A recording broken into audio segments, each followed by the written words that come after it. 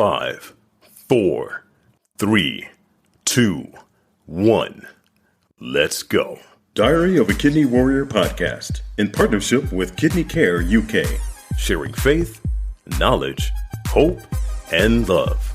Hi, and welcome to Diary of a Kidney Warrior. My name is Dee Moore, and I am a Stage 4 Kidney Warrior.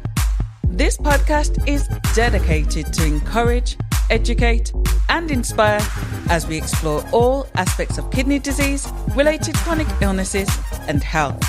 If you have any questions or ideas for topics you would like me to cover, please get in contact with me on social media using the handle Diary of a Kidney Warrior. In today's episode, Renal Dieticians Angeline and Laura return for the second in a two-part series about plant-based diets and chronic kidney disease. Today, in part 2, Laura and Angeline share about plant-based diets for dialysis patients. Hi, and welcome to Diary of a Kidney Warrior podcast. How are you doing today, Angeline and Laura? Oh, really well, thank you, Dee. Thanks for having us back. Yeah, nice to see you, Dee. Yes, it's an absolute pleasure to have you back on Diary of a Kidney Warrior podcast. Angeline and Laura, everyone knows they are friends of the podcast, and this will be our fourth interview together. The first one being episode 50, which was the Christmas and CKD episode, and we're coming up to Christmas again, so I can't believe it's been nearly a year. Relevant, so it's still there. Yes. You can go back and have a listen. Yeah, absolutely. So at Christmas time, yes, or any time of the year, actually, the information is still relevant. So listeners, do check out episode 50, the Christmas episode, and episode 52 is weight loss and CKD. So after we've enjoyed our Christmas food, we might be thinking New Year's resolution. So great advice there from Angeline and Laura about weight loss and CKD.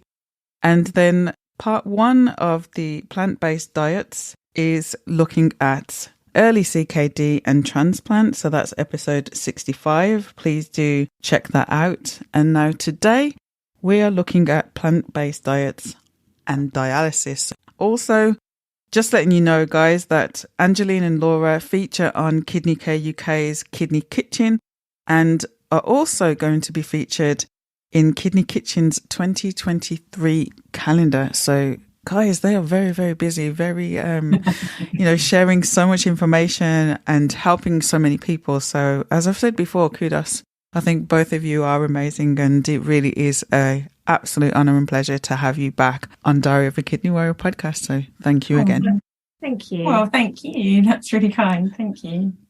So plant-based diets and dialysis. So obviously the needs of CKD patients who are in the early stages of their CKD or who have had a transplant are going to be different to the dietary needs of people who are on dialysis. So we're really going to have a good in-depth look about that. So I thought first we would start with a recap of what a plant-based diet is. So handing over to you, Angeline and Laura, could you give us a recap of what a plant-based diet is?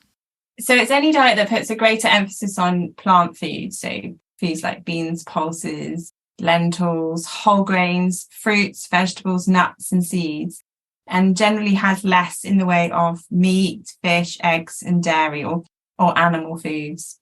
So that could be a vegan diet, it could be a vegetarian diet, it could be the traditional Mediterranean diet. Those potentially all have more of an emphasis on those plant foods.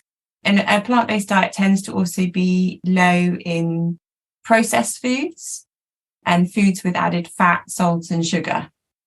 So generally a more kind of natural diet, I suppose. Yeah, like a whole food. It's a whole food rather than any sort of processed foods. It doesn't mean that you completely eliminate processed foods or that you completely eliminate animal foods. It just means that you keep those to more of a minimum.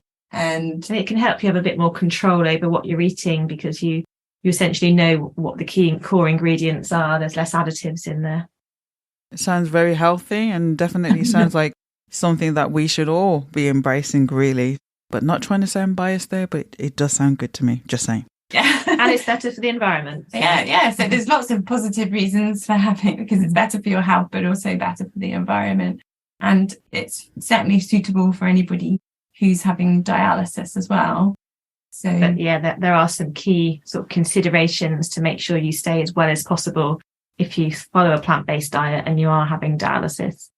Right, so let's explore those now. So I do know that people who are on dialysis need to have more protein in their diet because the dialysis process strips the body of protein. Am I right in saying that? Yeah, Yes. you're absolutely right. So dialysis is obviously a very good treatment, and it's great at removing all the waste products. But when it's doing that, unfortunately, it takes with it some of the valuable protein. Yeah. So we need to be putting that back into the body through the diet. In the past, there has been this focus on protein, that animal protein is the best source of protein and that you're going to get the highest amount of protein from animal products. So how are you going to get enough protein from plant-based foods? So it's just a bit of planning around the food choices and the proportions of foods that you have in the diet. And it could be about sort of spreading that protein intake over the day as well to maximise how your body can absorb it. Yeah, so thinking about trying to incorporate some foods that are high in protein at every meal, so breakfast, lunch and dinner, and perhaps introducing maybe a couple of snacks in the day that would also contain some protein as well. So the high protein foods that would generally replace animal foods would be beans, pulses, lentils, tofu, tempeh, nuts, seeds, things like mycoprotein, like corn, for example. And then also plant milks, like soya or pea milk. So they're the high protein milks when it comes to the plant variety. Yeah, so there are some concerns because some of those traditionally been thought to be higher in potassium and phosphate, even though they're good protein sources.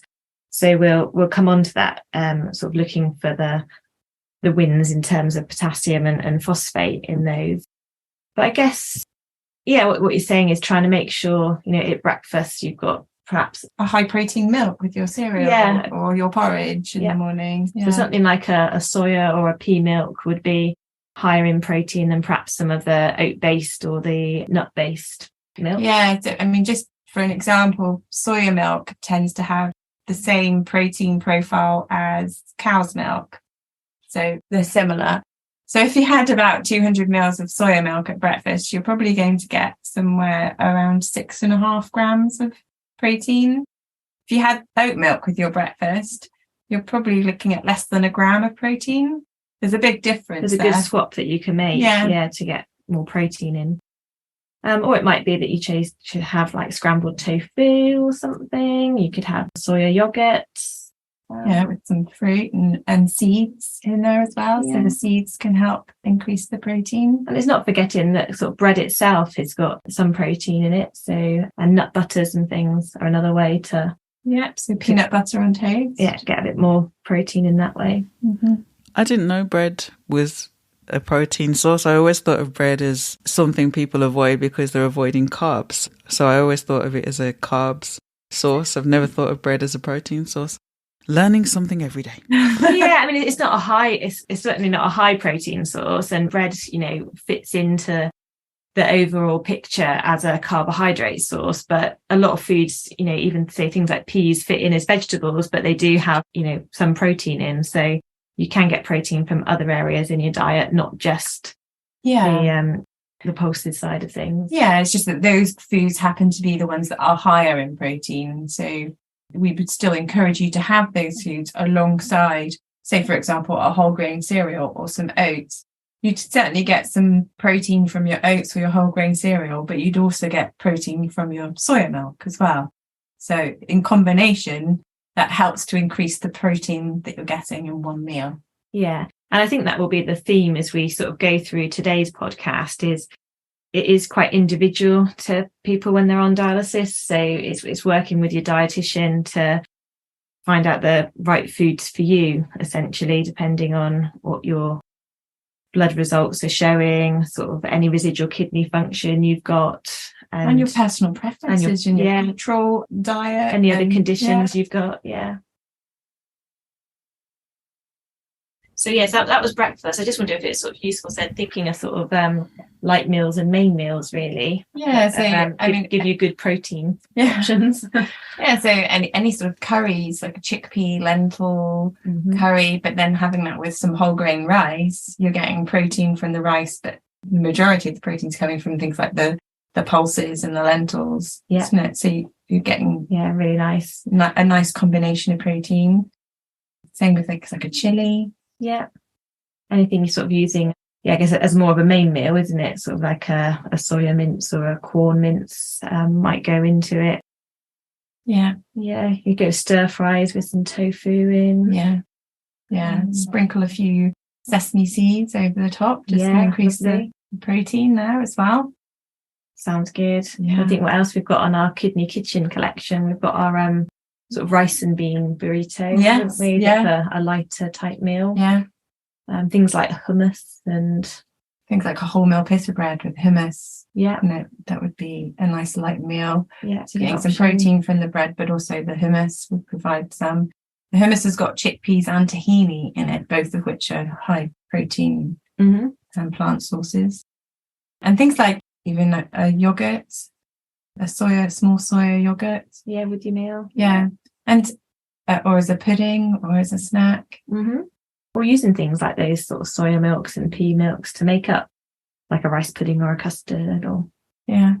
Obviously, it's a little bit more tricky when you're having dialysis because it's highly likely that the amount of fluid that you can drink during the day will be limited. And so things like these puddings have to be included in your sort of daily ration. Which is why, again, like Laura said, it's so important to have support from a renal dietitian. And everybody who's on dialysis would regularly see a kidney dietitian who can give them individual support and guidance to ensure that they're getting sufficient amount of protein. And I guess, but bringing up that point about the fluid side of it, we were mentioning how plant-based diets tend to be lower in salt generally because of the less additives. And salt is that big driver of thirst. So if you are on a fluid restriction, the plant-based diets are quite helpful to help to stop you being so thirsty and helping you to control your fluid intake. So the other thing that I wanted to look at as well is potassium. So how can we ensure that we have the right balance of potassium on a plant-based diet? So I think it's important to remember that animal foods have potassium in them as well, number one. So I think traditionally fruit and vegetables and pulses have been restricted in the diet because of their potassium. Whereas actually meats, eggs, fish, cheese, milk, they all have potassium. They're all sources of potassium and they're high sources of potassium. It's just that traditionally those have been seen as being more important and more of a priority in the diet. Whereas I think now the tables are turning. But if somebody was eating that kind of diet that included meat and dairy in sort of regular amounts, then you wouldn't want to start having lots of plant-based foods on top of that. But if your diet is solely plant-based, then there probably is a bit more leniency, or more predominantly plant-based. You are able to include those foods. Absolutely. But I think that it's, first of all, as a dietitian, I think we would always look for alternative reasons for a high potassium first. And that's key, that not everybody has to be following a low potassium diet. So as you go around a hemodialysis unit, you'll find that some people still have some residual kidney function. So potassium hasn't been an issue for them. So it's definitely not a blanket ban. In some cases, we're encouraging people to eat more high potassium foods because their potassium's low. And frequently, if you're on peritoneal dialysis or home dialysis, then you're clearing that potassium every day and it doesn't need to be restricted. So I think that there's always a lot of confusion and people are always quite scared about potassium, but it is individual and you should speak to your dietitian or your doctor or your nurse before you start cutting things out of your diet. If nobody's told you that you've had a high potassium level, then you don't need to be cutting that out. There's no benefit to cutting it out. There's no benefit to reducing potassium if you don't need to. If anything, it's the opposite of beneficial, isn't it? Because it can cut out some really healthy, beneficial foods like your fruits and your vegetables, potatoes, tomatoes, bananas, avocados. They've got loads of other benefits. Which have got plenty of fibre and vitamins and so many other good things. So potassium is definitely a product of poor kidney function or poor dialysis. It's not a cause of those. I would encourage people to look at other causes of potassium, high potassium in the blood, rather than going straight into reducing fruit and vegetables first. So things like, are they constipated? Because if that could be are the blood sugar levels high? A reason. Maybe. What medication are you taking? There are things that they can tweak in the dialysis process to remove more potassium if needed. There are lots of other things that the dietitian would look at first before kind of limiting the diet, I suppose. And that underlines the fact that, by the time anybody's having dialysis, they should have a dietitian team that they're having regular contact with.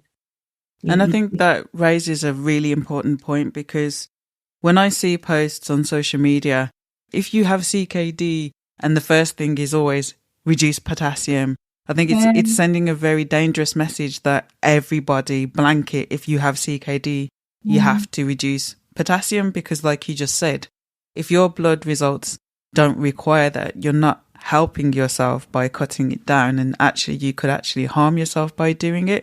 So I think it's a really important point that people know that just because you have CKD doesn't automatically mean that you have to reduce potassium. Yeah, and I think it's understandable that people are confused, because there's a lot of conflicting information on the internet about it, and there's a lot of outdated information still out there. Definitely. So I can understand people's confusion, but I'm glad that you're getting the message out, Dee, that they don't have to, if they don't need to. One other thing just that's worth mentioning with a plant-based diet and potassium is a lot of processed foods contain additives, and your body will absorb that quite efficiently, whereas the potassium in whole plant foods, it takes your body a bit more work to kind of release that potassium, and not all of it will be sort of released from the food. So it will sort of basically stay in the bowel and go out the other end, essentially. It never makes its way into the blood, which is what we look at. So whereas these processed foods, they have potassium additives, and mainly potassium chloride, and people will see that on a lot of processed foods, which is happening more and more because of the drive to cut down on salt or sodium chloride.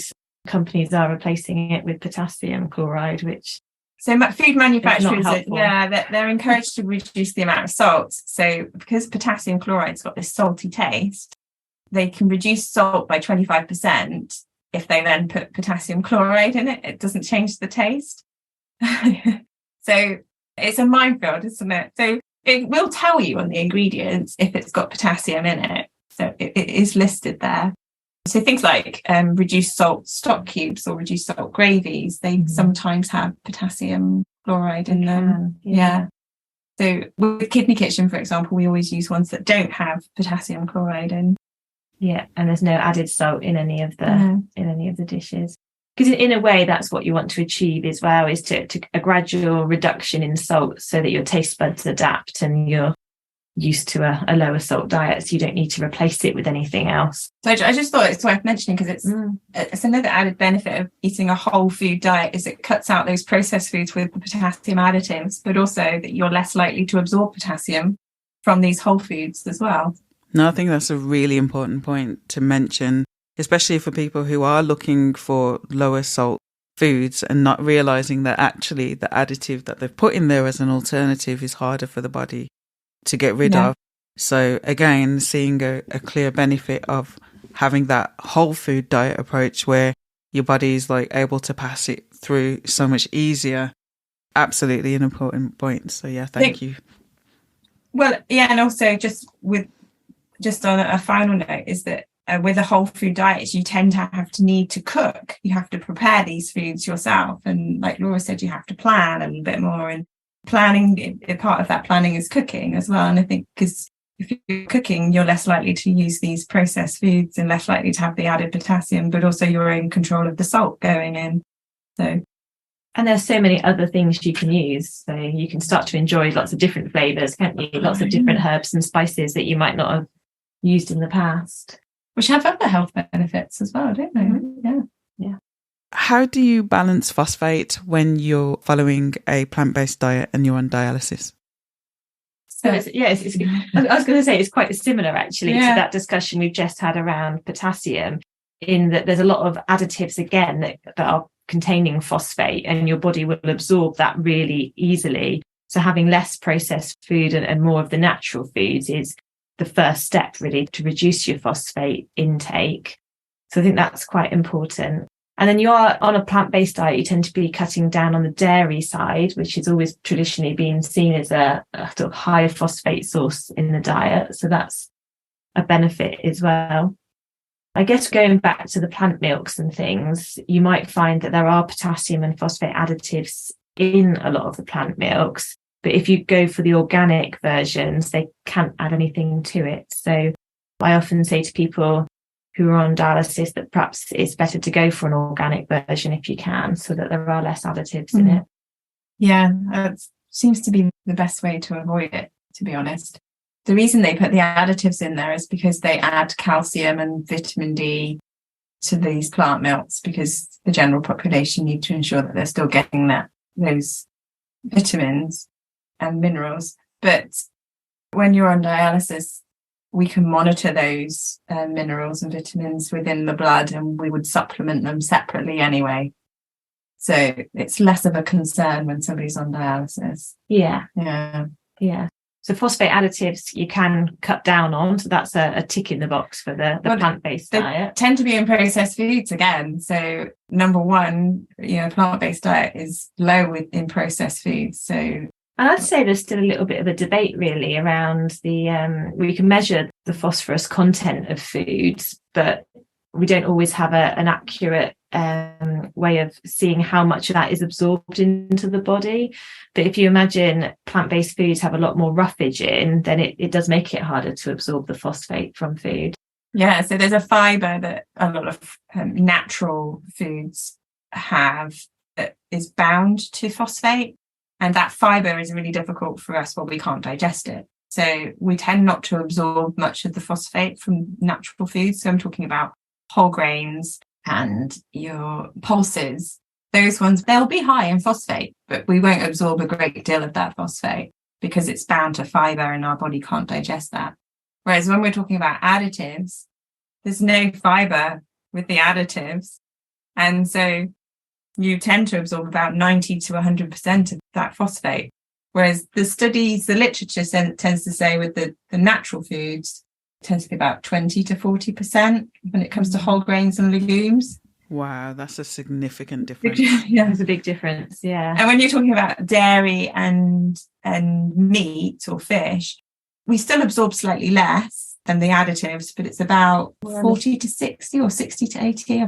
Yeah, I think it's a little bit more. Yeah. It's certainly more than the whole grain plant-based foods. So actually, you could say that following a whole food plant-based diet would make it easier to manage your phosphate. Yeah. And I mean, it's still important to be aware of which foods have got phosphate, so that if you're prescribed a phosphate binder, you know which foods to take those with. So I don't know if people know what a phosphate binder is, but it's a medication that can be given if needed, that you take with your meal, and it works a bit like a magnet. It holds on to the phosphate in the stomach and stops you from ever absorbing it, and it takes it through. Passes it through, so that you don't absorb the phosphate. So you get an additional effect from that it helps to lower your phosphate absorption by taking a phosphate binder. Yeah. So there are certain foods that you do need to be a bit more careful with. I suppose if your phosphate or your potassium is high, then your dietitian might look a bit more closely about how often and in what amounts you're having things like nuts, because they're particularly high in potassium and phosphate, and certain beans that are higher than others. Yeah. So again, it's sort of on an individual basis, really, sort of looking at. So I would very much be looking with people about how often they have certain foods and how much they have. And I try not to eliminate things altogether, but maybe have them less often in smaller amounts. Yeah, and as a dietitian, you probably focus more on trying to keep the healthy foods in as much as possible. Definitely. And reduce those less healthy ones where you can. But also you would work with the patients to see what they would prefer to hold on to. Oh, yeah, what the priorities are. Their priorities, Yeah, definitely. Yeah. So we touched on it a bit earlier where we spoke about salt, but let's talk about it a bit more, because salt is something that I'm very aware of. When I buy foods, I look at the traffic light system, and if the salt is in red, I'm like, no, stay away from it. And I have seen for myself that quite a lot of the processed plant-based foods have a lot of salt in them. So how can avoid salt following a plant-based diet when you're on dialysis? I think also, just to mention, Dee, that those foods don't just have salt. They probably have added phosphate, and they probably as a phosphate additive, and then they'll have added potassium as potentially they're high in fat. Or no, it's interesting that so many foods now are being marketed, aren't they, as vegan or plant-based, but they're not always the healthy choice. So they're not always whole foods, and the more processed it is, the less it looks like how it started, the more that's been added into it. I think the problem is there's no legal definition of what fits the term plant-based. No, it doesn't help. No. And so there's no definition of what is plant-based. So food manufacturers are jumping on that as a marketing tool and telling you that their vegan sausage roll is plant-based. In all honesty, for something to be plant-based, you're really looking at it being a whole food and something that's minimally processed. Well, if it's a sausage roll wrapped in pastry that's got added fat, salt, sugar. It didn't grow like that, did it? No, it didn't fall off a tree. Or grow in the ground. It's a very good point. Yeah. So it's very unlikely that it's plant-based. And that's not to say that you can never have those foods because you eat a plant-based diet. You really want to be drowning those foods out a little bit with the more natural sources, and where possible cooking as well from scratch, because that's where you're in the driving seat when it comes to salt. And if you're on dialysis and fluid is an issue for you, then you're making your life so much more difficult than having things, if you're going to have something that's really high in salt, then you are going to be really thirsty. You're going to have a dry mouth, and it's going to be impossible to stick to that. Well, that's unpleasant. That's really not nice. Yeah, no, definitely. So it is trying to be. There's a lot to be aware of, isn't there? It's a lot to think about, but definitely, be careful of the processed foods and the additives. Yeah, I think you're doing the right thing though, Dee, looking at the traffic light labels and going for the foods that are more green and amber, and really steer clear of the ones or limit them when they're red. And it's much harder than you think, actually. From this process of analysing all the recipes for Kidney Kitchen, there are recipes that you think, we've not added any sort of very salty ingredients in, and it comes up as being moderate or something. It's not low, is it? It doesn't fit into the low salt box, and you have to look through all the individual ingredients and find out what you can tweak to bring it down. So it's not easy, but hopefully we've done some of the hard work on that now with the Kidney Kitchen recipes, and people will find the ones that are ticked low salt do have ingredients that keep it low in salt per 100 grams, the same as the traffic light labelling. Salt makes its way into everyday ingredients, doesn't it? Like bread and cheese.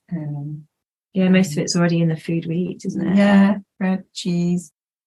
Lots of things. Well, there's some naturally and calorie products and things as well, isn't there? Sodium. So, But in terms of tips for keeping salt low, the number one tip would be to cook as much as you can from scratch at home.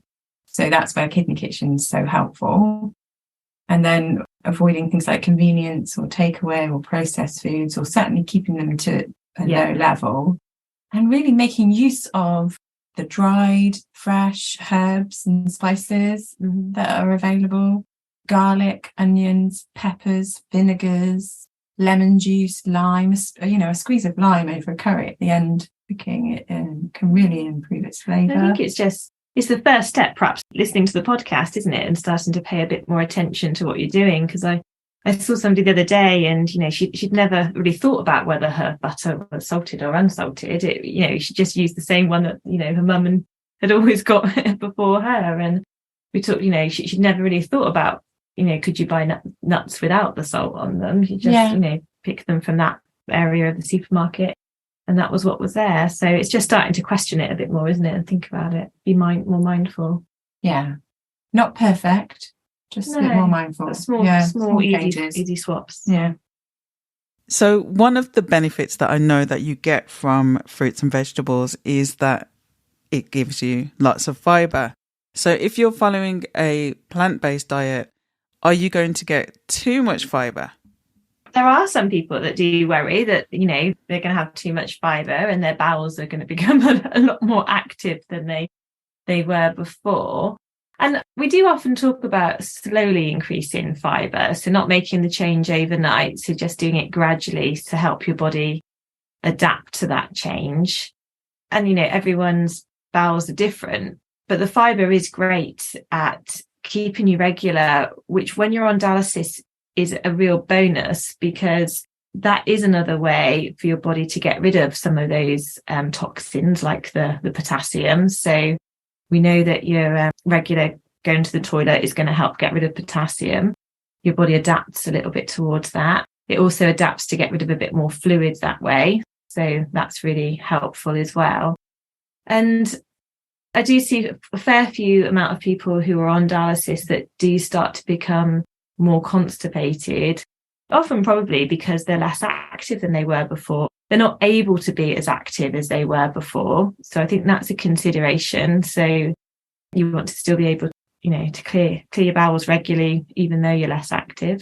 Yeah, there's so many things, aren't there, that sort of come in with the bowel side of it. I mean, it's better for your gut bacteria, which probably have a role with your immune system. So all that fibre is important there. Yeah, and things like diabetes control as well. So for anybody who has diabetes, then fibre can be really helpful in not necessarily controlling blood sugars, but just keeping them a little bit more steady. So rather than you getting peaks and spikes in blood sugars, you get more of a gentle rise and a gentle fall in blood sugars. Fibre is really nice and filling as well, isn't it? Which is kind of good for anybody who is trying to lose weight. Yeah, I mean, and which can be tricky, can't it, when you're having dialysis? If you need to lose weight for, say, for example, for a transplant, or to maintain a BMI level for a transplant body mass index, for the transplant surgeons, they normally request a certain body mass index. And so actually fibre really plays a role in what we call satiety. It makes us feel full, we feel satisfied, and which is a much more pleasant way of losing weight than starving yourself or calorie counting or getting in that extra fibre can be really helpful. But I think it does need to be a gradual process. And the other thing to sort of be aware of, if people do have different bowel conditions, then fibre might react differently with them. So it comes back to that one-to-one advice, really. So you can have a look at the different types of fibre in the diet, the types of soluble or roughage, and see how the body sort of suits with all of those. Yeah, so it's probably, in terms of the UK, we think we get about 18 grams of fibre a day, and we're all supposed to be having about 30. If we suddenly all started eating 30 grams of fibre tomorrow, I think we'd all get very windy and bloated and uncomfortable. So it's like Laura says, it's doing it really, really gradually. And it's not because your body will never tolerate it. It's just the gut bacteria that live in your bowels, essentially. They're not used to that much fibre and they're having a party, basically. They're like, yay, this is great. All this fibre. And they're having a great time and they love it. And they'll pay you back for giving you all that extra fibre in kind, eventually. But your body just needs to get used to it. So increasing the fibre in your diet gradually is a sensible approach. So if you're currently eating white bread and white rice and white pasta, think about swapping to a whole grain alternative. Then get used to that for a while, then introduce some pulses after a while. And if you are sort of concerned about your bowels, definitely mention it to your dietitian, because there are different things that we can look at that can affect how regularly your bowels are opening. And people do understandably get really anxious about not wanting to have their bowels open during a dialysis session or don't want to eat just in case there's anything moving through. So it all plays a part in that bigger picture with your diet, and it's all relevant, and we talk about it all the time, so we don't get embarrassed. No. So. Yeah. You don't need to be embarrassed. We want to know what colour it is. Yeah, consistency. Yeah. We're fine. It's part of the job. Yeah. What part do fats play in a plant-based diet for people on dialysis? I think one of the really clear-cut benefits of a plant-based diet that most people can see is the reduction in saturated fat, the reduction in animal fats, which has a benefit in reducing your cholesterol levels and helping with your overall heart health. And that is something we have to be aware of in anybody that has kidney disease, that they are at greater risk of cardiovascular sort of heart and circulation diseases. Yeah, so diseases that might affect things like your blood vessels in your heart. So things like stroke or angina, just even having high blood pressure, things like dementia, that's all linked to cardiovascular sort of disease. Up of your arteries. Yeah. And so we know that there's a close link between saturated fat and cardiovascular disease. And a plant-based diet is low in saturated fat because you're cutting out or certainly reducing or limiting things like milks or dairy generally, isn't it? Meat, certainly red meat and processed meat. Yeah. And processed foods, which tend to have a lot of added fats in them as well. And then it's the good side, isn't it? Because then you're getting a lot more of these plant-based fats, which are more your unsaturated fats that are a lot more flexible in your body, a lot more anti-inflammatory, and sort of help to calm the body down. So I think there's a benefit there of having the right mix of fats in the diet, definitely. And then I was thinking back to the old fibre thing again as well, because the fibre helps with your cholesterol and things as well, having the fibre in the diet. So fibre works like a little bit of a mop. It sort of mops up the cholesterol. Stops you reabsorbing it, doesn't it? Yeah. So it mops it up in the bowels and takes it out the other end. There's a lot going out the other end, really. Yeah. That's why your digestive system is so important. Yeah. What foods would be an example of good fats?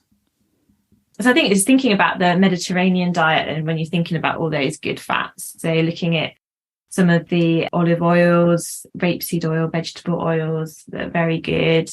Some of the oils you get from things like walnuts and chia seeds, they've got the omega-3s in. They're all very good choices to...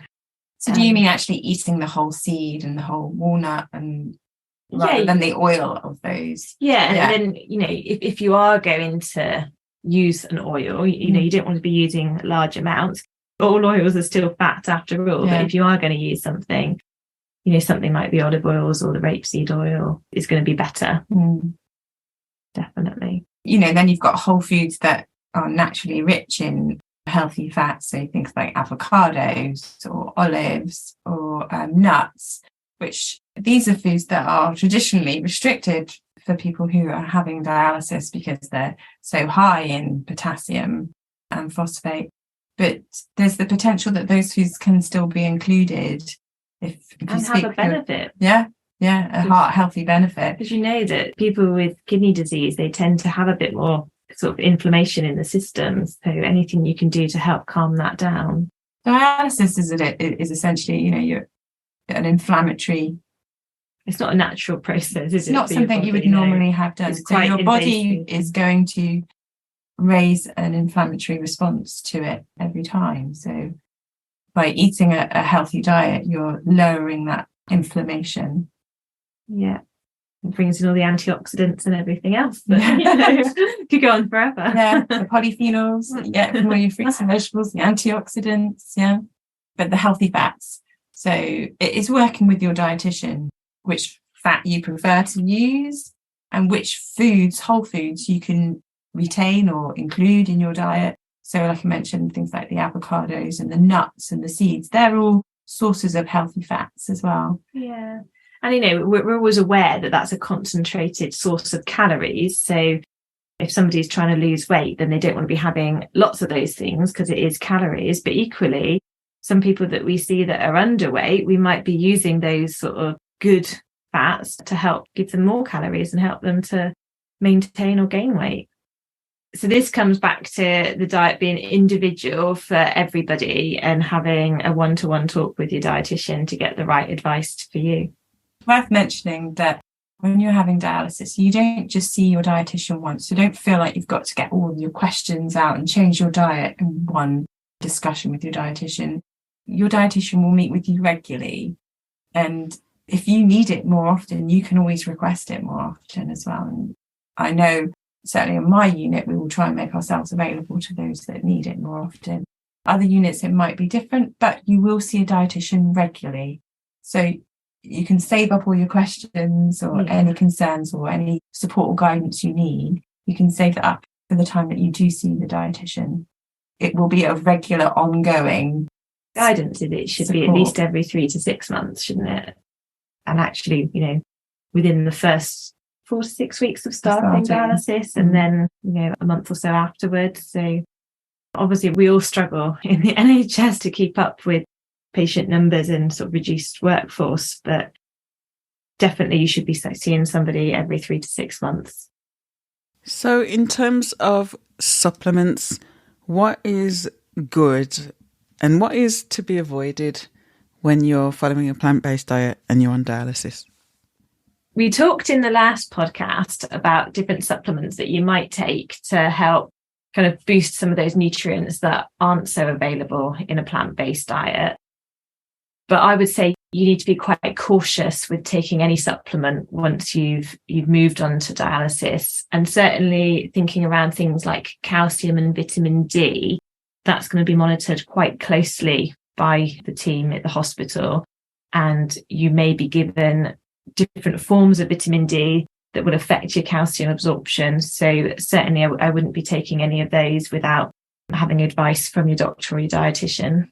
I would agree. So I would say discuss anything that you take, even if it's herbal or you want to really discuss that before anyway. They can interact with some of your other medications, the herbal things. So they're definitely ones to be particularly cautious with. Sometimes a lot of units will offer you a vitamin tablet when you're on hemodialysis anyway to replace some of the nutrients that are lost in the dialysis process. So you don't want to be doubling up too much on vitamins. So you need to be mindful of what you're taking. And again, discuss that on a one-to-one basis. Yeah, one of the big ones that probably wouldn't be covered as a routine would be iodine. And that's one that you can't traditionally get on a exclusively plant-based diet, or we don't know how much you can get on an exclusively plant-based diet. So fruits and vegetables have iodine in them, but we don't really know how much because it depends where they're grown. Mm-hmm. And fish and seafood tend to be quite high, don't they, in iodine? Yeah, and I was going to say that they're starting to fortify some of the plant-based milks with iodine, but we've said to go for the organic, which aren't going to be fortified. So it is worth discussing whether or not you need an iodine supplement, whether or not you can take an iodine supplement.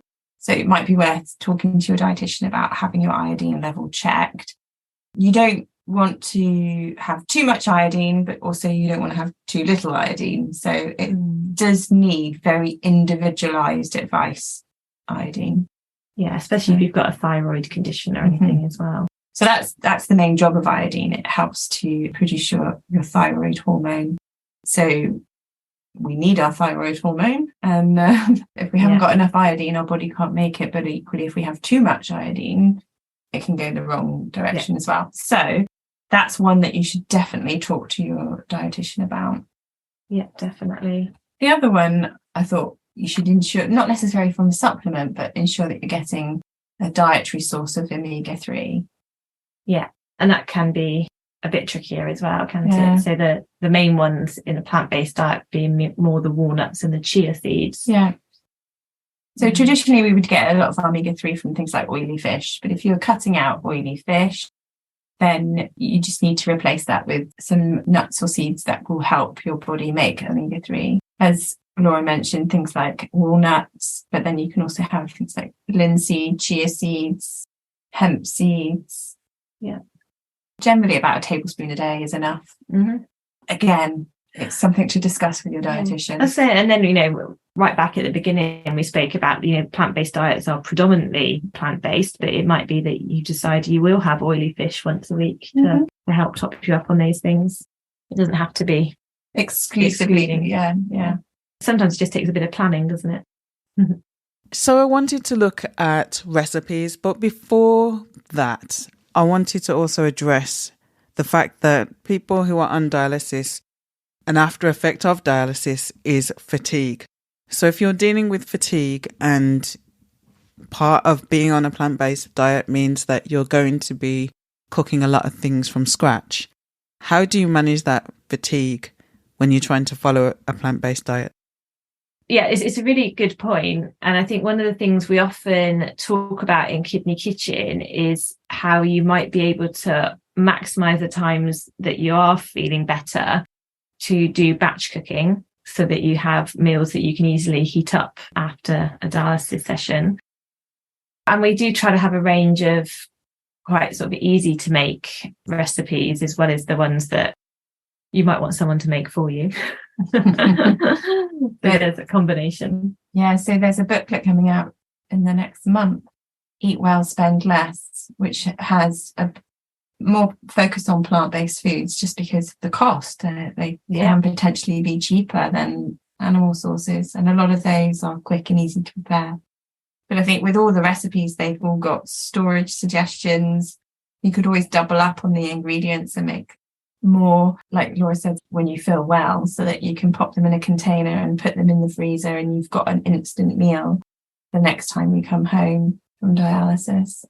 It's perhaps making use of some things that are a little bit convenient. So I quite often say to people, if they are struggling, things like cooking rice can be, rather than waiting 35 minutes to cook a whole grain rice, use a pouch. It might have a little bit of added oil. They tend not to have salt added to them if it's just plain ones.